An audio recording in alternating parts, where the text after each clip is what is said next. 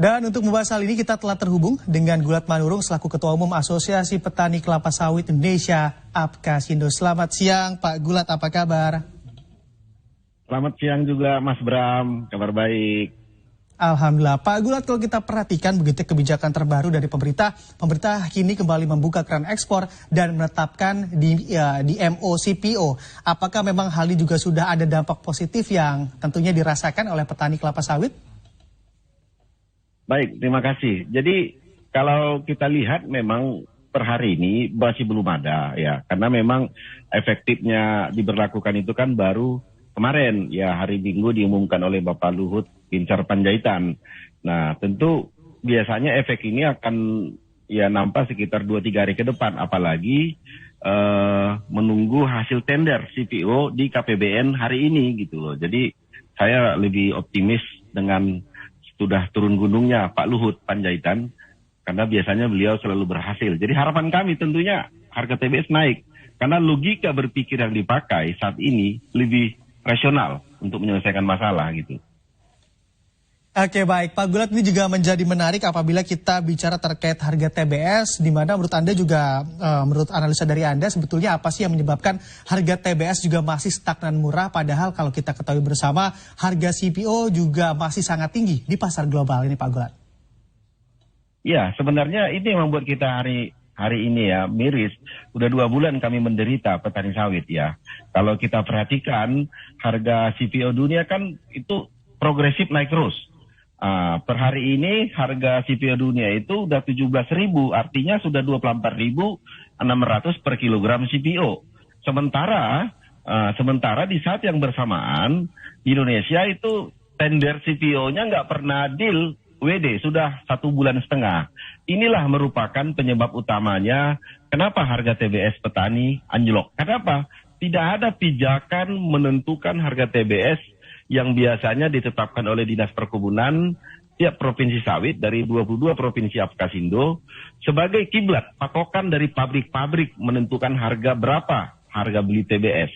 Nah, kalau ditanya kenapa sampai terjadinya no deal atau WD atau tidak ada kesepakatan harga CPO Indonesia? Karena ekspor belum berjalan. Sekalipun larangan ekspor sudah dicabut, praktis itu ekspor belum berjalan sama sekali. Sehingga inilah alasan daripada semua, baik itu PKS maupun refinery mengatakan tangki kami penuh karena belum keluar, kami tidak beli atau beli dengan harga murah.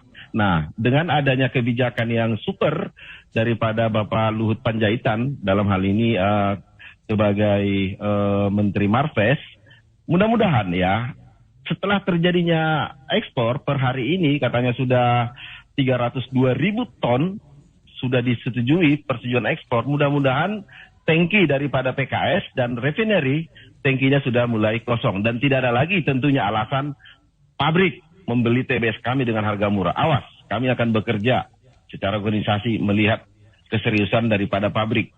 Gak ada lagi alasan mengatakan tangki penuh sehingga kami dibeli dengan harga tidak manusiawi gitu loh. Baik, Pak Gulat masih berbicara terkait harga TBS, kalau kita lihat juga dengan harga CPO yang tinggi saat ini begitu ya, berapa sih Pak harga TBS yang seharusnya ditetapkan? Ya, dengan harga CPO internasional 1.700 atau setara dengan 24.600, idealnya itu tender di Indonesia, di KPBN itu sudah mencapai pada angka 18.000 ya, 18.000 itulah ringnya ya. Karena CPO Indonesia itu kenapa lebih murah dari internasional? Karena itu kan terbebani oleh namanya pungutan ekspor, biaya keluar, apalagi ada lagi DPO yang baru diberlakukan. Ini kan semuanya beban terhadap CPO.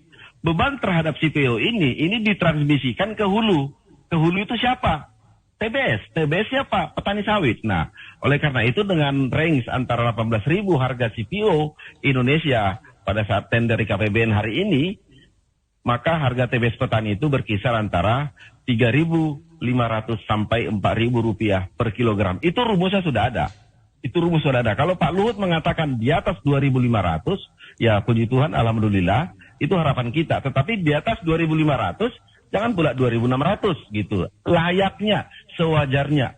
Karena harga CPO sekarang sedang bagus, Itulah yang diinginkan petani sawit dari Aceh sampai Papua. Kami tidak meminta mahal, seperti kata Presiden. Sewajarnya, wajarnya apa?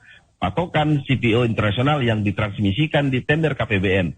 Maka pada kesempatan ini saya meminta juga kepada semua peserta tender CPO di KPBN hari ini, tawarlah secara normal. Karena semua sudah difasilitasi pemerintah, ekspor sudah dibuka. Hari ini sudah keluar 300.000 ton, sudah diberikan persetujuan ekspor. Menyusul lagi 1,2 juta ton ekspor. Jadi tidak ada alasan. Kalau lagi menawar dengan rendah, seperti kemarin-kemarin, tentu salahnya di mereka. Maka patut pemerintah mengambil tindakan tegas kepada perusahaan-perusahaan tender CPO hari ini yang masih menawar rendah gitu. Baik, Pak Gulat, mungkin ini menjadi pertanyaan terakhir untuk Anda, begitu dijawab singkat saja. Kalau dari Anda sendiri, apa sebetulnya kebijakan yang diharapkan oleh para petani kelapa sawit untuk kondisi yang ada saat ini? Ya, tentu, makasih ya. Kebijakan ini, pertanyaan cukup bagus ini. Tentu yang pertama, pertanyaannya kenapa ini terjadi? Alasannya karena tidak ekspor. Ekspor sudah berjalan, Pak Lut Binsar Panjaitan sudah turun gunung. Oke, clear, satu. Yang kedua, kami menginginkan kebijakan revisi itu Permentan 01 tahun 2018. Karena Permentan 01 yang mengatur tata niaga TBS, petani sawit, itu hanya melindungi petani yang bermitra. Petani yang bermitra itu adalah sekitar 7%. Sementara yang tidak bermitra 93%. Jadi saya pikir tidak adil. Jadi ke depannya Permentan yang mengatur tata niaga TBS menetapkan harga TBS petani sawit tanpa membeda-bedakan. Yang kedua adalah untuk ke depan setelah semuanya normal, kami meminta juga tidak perlu adanya DPO, cukup DMO. Cukup demo, karena DPO itu beban terhadap harga TBS kami, sebagaimana juga penghutang ekspor yang hari ini sudah 375 US dollar. Jadi ke depan DPO tidak perlu. Bila kami setelah membuat analisa bahwa itu jauh sebenarnya lebih baik dengan menggunakan subsidi minyak goreng. Jadi berapapun harga CPO dunia, harga minyak goreng head 14.000. Selisihnya inilah yang digendong oleh dana pungutan ekspor tersebut. Itu cukup sederhana. Jadi 3 poin yang kami harapkan itu akan menjadi harapan petani sawit dari Aceh sampai Papua gitu. Oke, baik. Terima kasih Pak Gulat Manurung telah bergabung bersama kami di Profit CNN Business Indonesia. Sukses dan sehat selalu pastinya untuk Anda, Pak.